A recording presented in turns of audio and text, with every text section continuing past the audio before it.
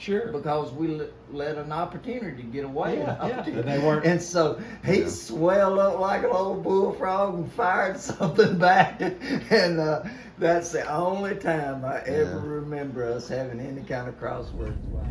Well, it is, I should say good morning, guys, but for me, it is the afternoon. And have I got a treat in store for you guys for this video. So I am headed home, and I'm gonna grab Junior, and I'm gonna put him back here in the truck with me. And I'm gonna go pick up Mr. Brad Guy. Brad, y'all may remember the video Dad and I did prior to my elk hunt last year. But this year, we're going to do a video with Brad after the elk hunt. Brad is a writer for the Meridian Star newspaper. And it's funny because in today's social media world where everything that we look at and read are with what I'm talking on right now, a cell phone, I think it's so awesome that Brad is a writer and still writes for a newspaper. So Brad kind of wanted to do a follow-up story on the story he did last year. So y'all go back and look for Story Time with Dad. We were sitting in Dad's shop, did a great video. I thought Brad did a great story on Dad and just all of his travels, all of his elk trips and stuff, and some of the stuff with me and him. But today we're gonna just have kind of story time on kind of what we've both learned with 27 years of hunting with one another. And of course we'll go through the whole story, probably with my bull and Dad's bull. So y'all sit tight. I hope y'all enjoy this video. And then once Brad comes out with his article, then I'll try to post a link to his article. So before we get started, make sure you hit the like button, subscribe to the channel. If you feel so led, hit that super thanks button. We continue to really, you guys are doing great, man. The super thanks have just helped the channel a whole lot. I got some other ideas that I'm probably I'm gonna talk about maybe at the end of this video. Kind of what I'm thinking about doing just for the algorithm and kind of how the YouTube, how our channel's starting to trend. But without further ado, let me get all my stuff loaded up and we're gonna get to Dad, sit in the shop, and have a little story time. So y'all come along, follow the Fanchers. And all the time God is good. You know, isn't that what the song goes? If Slade wouldn't have got the toothache, I mean, I did have a bad I'd have toothache. killed one that would have dwarfed his. But You just I had to felt take what you sorry could for get. him. Huh? So the scooter was spot on. Like Dad said, he probably couldn't have hunted without the scooter. That's so good. the scooter was great. Yeah, hey Daddy, you can just leave him out. So I know most of y'all have seen the shop, so I'll have another bull to kind of add in here with all the other plethora of elk horns in here. But trying to be uplifting. Right. And I have some friends that are unbelievable hunters, like you. I mean, and local hunters. Right. And I said, but there comes a time in our lives, typically, where we should want to expand our hunting. I agree. And whether it be, I've got buddies that's tried to get me to go to the Midwest hunting and everything, and I've told Slade, he does. I said, if I'm gonna spend money and go somewhere, I'm gonna go hunt something I can't hunt at home. Yeah. And with as much as you love the Well, I've outdoors always said that September, the aspect of the interaction of that is the thing that I love about turkey hunting. sure you And do, it make you. but he don't weigh 800 That's pounds. right. That's it. That's it. That's what I'm saying. I think I would love it for that reason. Just that having that interaction. The thunder of a gobbler on a good frosty morning, there's no sound like it Except this. That bugle. Hear yeah, that bugle? I mean, Yes, sir. you know, and then the anticipation of maybe seeing. And the wonderful thing about it with an elk, the reason that they're also so much like turkeys, we've said it, you've said it, that if a turkey could smell, you'd never kill one. Right. Okay, well, with a bull, he's a creature of movement. So move every year until we can't. He never went back, and it was an unbelievable hunter. And he's dead now. yeah, he's not with us now. Yeah, yep. But Sure not. Tim and I did it. We said until we can't, and Tim did. Yeah. But now he can't, so much. But hopefully, but God has been so gracious to me, and ability. If you can hunt a white boar, But God's been also- super good to Daddy, and I've been fortunate to tag along. He's what I told somebody the other day. I said Slade has morphed into a absolutely great elk hunter Sure. and turkey hunter, but our hunting styles are really different. We can't hardly hunt together because I fuss at him all the time. Why'd you do that? You should have done this. Slade said, "Well, that ain't the way I do it." Well, look, okay, let me get this. Go along is when he don't perform like I think he should perform. I'll never forget the maddest I ever got at him, and then the maddest he ever got at me. We were in Colorado once. I don't even remember the name of the location. The hunting was hard. The elk were there at one time, but they were not there right then. And we had hunted, and we finally heard a bull bugle. I could tell he wasn't a giant, but I put him up in front of me. Didn't get far enough. I had called, and this bull was on the way, and I see him coming. And what was he, Slade? Maybe a 5 point? You talking about when we were in Silverton that time? No. Or was it When Meeker? Neither one. We were with. Oh, we were old goofball Yeah, out there. Seth Yeah. Smith guy. And, So, and I want to say this: we have never paid an outfitter but one time. In 27 years, Dad and I have never paid an outfitter, had a guide. I mean, this Well, is he the wasn't truth. A guide. He Well, was a but- guy that but- said, go there. But Yeah. he was an outfitter, Right, but right. this time.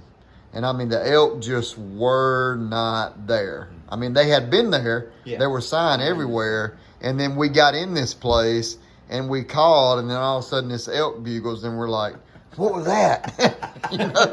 But it was the elk bugle. He's just standing there looking at us. He was looking further than that. towards us. He was further than And, that.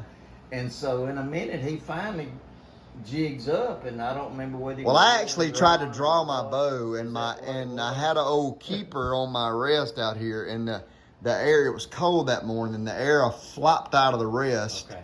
and hit my You remember how riser, them and old I remember that. and those boogered old him up. Holders, that Yeah. would hold your air. Yep. And if you drew Yep. without holding your air and breaking it loose first, it'd pull it off. the especially when string. it was cold, it was old rubber deal, Okay. and it held it to the last minute, and then it like boom, yo, yo, yo, yo, yo, yo, yo, my bow, my hair went flopping out of there. I was mad.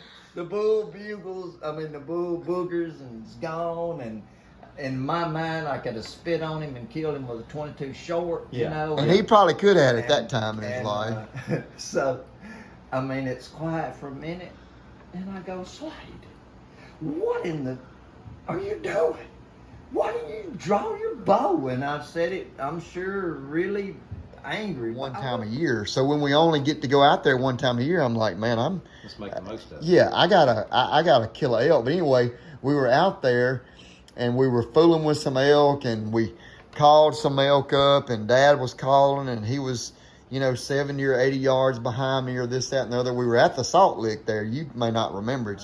You probably don't, but we called a bull up, and he was he was a respectable bull. Maybe something about like that bull right there. Okay. And he comes up through there, and he comes to about 30 yards, and I didn't shoot him. I didn't shoot him. It's like the first day, and I'm standing there That's still. never bothered him before, now mind you. Yeah, and I'm like real zoned in to what's going on out here, Yeah. and I'm not zoned in at all to what's going on behind me, and all of a sudden I feel something, and it's him, and he eases up behind me, and he taps me on the shoulder. He's like, "What are you doing?" And I said, Don't remember this. I said, "What do you mean? What are you doing?" "Why didn't you shoot that bull?" And I said, "Well, I just didn't, Daddy. It's like the first day." And I turned around. He looked at me just as serious. He said, "We didn't come out here to pass them bulls up." So that was just it. Always, but when I left here, I forgot it. Yeah. And when I got ready to come home, it was because I had to. Yeah. And for the first 20 years, Mary didn't know whether I was dead or alive. Well, and hey, that's where this right here Yeah. has changed things a lot, because in the mid '90s when I went, I mean, you would say, hey, if I can get to a payphone, then I'll call you. Sure. But we are so connected now as a society, not to a fault. No. It just, yeah, I mean, it just is what it is. But I'm a goal-oriented person. Not that he's not, because he is very goal-oriented. Obviously, what he's done in churches and what he's done with pharmacists and stuff like that. But when I reach my goal, or when I've done what I've done, I'm like, I mean, I can switch gears like that, and I'm like, hey, it's done. I'm finna put this crap in the truck, Sure. and it's time to go. Yeah. I mean, I would love to sit out there and lay in the hammock and this, that, and the other, but I'd be sitting there like this. You know, I could be doing something He'd be else. thinking, So. well, ain't having a scrimmage, and What am I I can missing go out? around that place.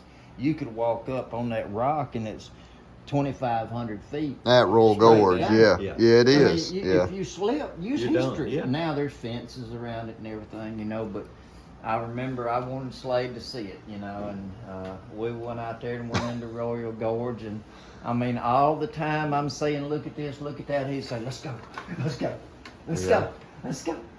I mean, he was like I That's right. was 10 Sure, years before. sure. Yeah. I mean, I didn't care what was between McCoo, Mississippi, and Meeker, Colorado. Yeah. I didn't care. Yeah. I Yeah. wanted to be there hunting. Yeah. And he But was we there, have but we've kind of gone- changed. We've morphed. Well, time changes, Away y'all. I from mean, that. so we went on this Idaho trip. It was the first fly. It was Dan's first time to ever fly fish, and so it was my first time to see him fly fishing. So you know, he's in the front of the boat. Right. I'm in the back. Hold the guy. Morning, I'm just sitting in the back watching Dan fish, and the guide Chase, the guide, finally turned around Hey, and you said, gonna fish? "Hey, are you gonna fish?" I said, "Man, I'm just Well, having just fun didn't watching go. my son right now." Let me tell you a quick fly fishing story. There was a lake, and there was fish in it. One of Okay. the first years we got there, and you could see them, and we didn't have anything to fish with. I said, well, there was some spinners, but they wouldn't hit the spinners, you know. And somebody said, boy, if we It had a was fly full of rod. little rainbow trout. Yeah. Full of them. And Okay. I looked in there in a little shed, and there was a fly rod there. I said, man, look here. So I go in there and put that old trappy thing together, you know, and strip some line out and rub it up real good, and got it and walked out with it. And Slade looks at me and he said, what are you gonna do with that thing? And I said, I'm gonna fly fish. He said, Daddy, you don't know how to use one of them things. Hey, I lived with one when I was a kid in Yeah. a beaver dam. Yeah. I mean, you know, I got down there and stripped Sure. that thing off and went to falls and casting and laid that thing out there. And I looked at Slade and he goes, wow. I mean, you know, too bad knees, a bad foot. We all got those excuses and all. But if Slade hears a bull and he needs to go, he goes. Yeah. And he'll say, Dad, let's go. And I'll say, you go on.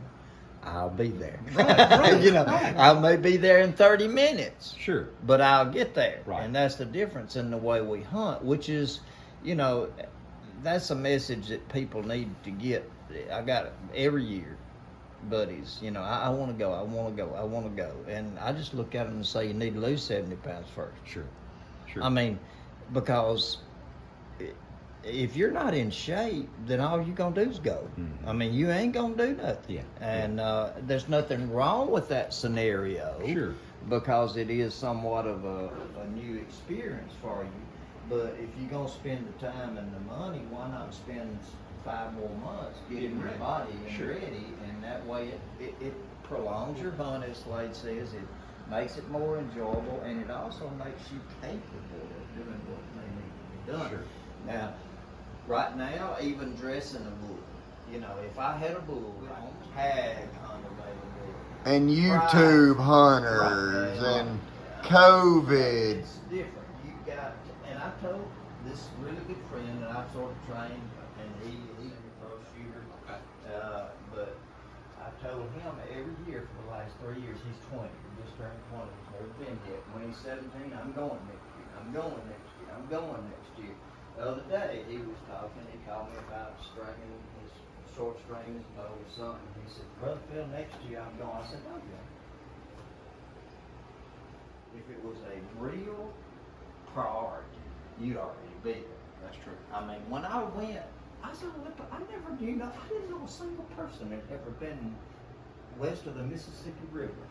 I mean, you just, if you want to go and you want to experience it, there's one, Slaves tells them guys, throw your stuff in the back of They the in truck. the truck, in the and store all the go. time, yep. You know, Yeah. but nowadays you do need to research and find a place where you can buy an over-the-counter tag, archer tag. You can't buy over-the-counter gun tags nowhere. And that's what I tell people. Well, I'm gonna go next year, but I'm going gun hunting. I said, stupid. I mean, you gonna go gun hunting, all right, and you gonna look at 100 orange jerseys the first morning. Wow. It ain't never gonna buy an elk archery tag, go to a wilderness area or someplace, hike 3 miles from the road in the dark, going by your map. You don't know if there's nothing up there, but get up there and experience hunting out west. Yeah. I was devastated Sure. because I had been hunting. You know, for I don't know how long, Slade knows, 21 years or something. You know, I was the first bow hunter on that 14,000 acres. The guy For first time- $250. $350. Oh, wow. $350. Wow. The first Skip Shelton. You know Skip I don't. Shelton? I don't. He was the head deer. You should look at Mississippi Tony Kenton. State. You know who Yeah, Tony yeah, Kenton yeah, is. yeah. Okay, well, Tony had a little bit of. I think Tony had been there too, right? No, he went with me his first Okay. time. Okay. And Like 81. No, my second time. The first time I went, it was through Skip Shelton on a rifle hunt. He said, "Listen, let me set you up." You went mule deer hunting. I went mule deer Yeah. hunting. I killed that muley right Yep. there. Okay. Yep. All right. And so after everybody's kind of through, he said, "With a bow and arrow?" I said, he was the one I still remember. I said, "Yeah, with a bow and arrow." He said, "Don't nobody bow and arrow hunt in this country." I said, "I want to." And so I said, "Think about it, and I'm gonna call you and see what it costs to bow hunt." Right. And so I don't know, maybe a month later I called him up and he said, I don't even remember what the gun hunt was or whatever. And he said, "Does $350 sound all right with you?" And I said, "Well, if I bring 500s, can I hunt for nothing?" He said, "Sure." So that went on for years. Yeah. And This in 81 it went when it from started, 350 to 500 to 1,000 to Sure. 1,500 to I think the last time we went maybe No, it wasn't ever over 2,000, maybe 15. No, maybe it was 15, 1,800 no. or something. But at that time, my first year rifle hunting and then my first 2 years bow hunting, Brad, you need to understand I'm not exaggerating here. 30-inch mule deer were everywhere. Do you ever been to Meeker, Colorado? Never have. Okay, it's a little town. You know, you drive into Meeker and it's West of Rifle. It's Okay. a one street north of Rifle. You turn north off of 70 at Rifle and go Okay. straight north, and you go straight in there. Well, a nice sized town. We pull at Tim and there was 30-inch mule deer laying in everybody's yard. standing on the side of the road. Listen. Y'all get excited? There was 47 dead deer on that highway going in there. It was look up the Pecans Creek migration. Okay. There was 100,000 mule deer every year came across that highway, coming out of the White River, coming down into the Pecans Okay. Creek drainage. All right. And this ranch is right in the middle of it. And Wow. listen, if you didn't see at least 3 groups between 7 and 20 bucks on your archery hunt, and I'm talking about, Giants. I mean, I ain't talking about mule deer Yeah. giant mule deer. Hey, wow.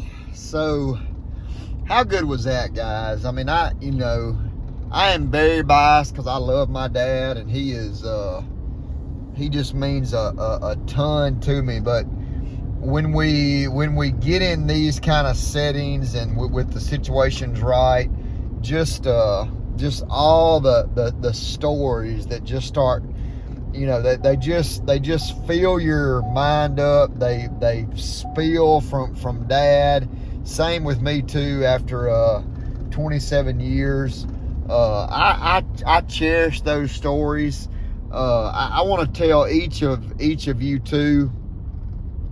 Some of you may not you know, have that in your life. You may not have that person that you can go to just to hear and tell those stories, but it's kind of like Brad was talking about. Brad's an awesome guy, and the fact that he's still a writer is just super cool. But the art of storytelling in today's world, because of these phones and devices and pads and this, that, and other, it is a lost art. So I hope you guys enjoy this as much as I enjoy bringing it to you. It's tons of fun. People ask me all the time that really know me. They're like, Slade, I can't believe you got a YouTube. Well, I have a YouTube for this reason right here. So people that I don't know, like you guys, first and foremost, you can hear the name of Jesus Christ mentioned throughout my videos. And then second of all, that you can just kind of see how country folk, regular folks, you know, I don't live around a bunch of concrete. I got grass and flowers and outdoors and hunting and fishing, and that's been a big part of my life, and I wanted to share that with you guys. But I was taught that by my dad, and it's just a super special time. So anyway, that's gonna be the end of this video. Hope you guys enjoyed it. Make sure you like, subscribe, comment, leave me videos. So I want to start knowing from you guys what is something y'all want to see from Follow the Fanchers, and we'll do our best to bring it to you. So God bless. Jesus saves. I'm Slade with Follow the Fanchers, and we're out of here. Appreciate it.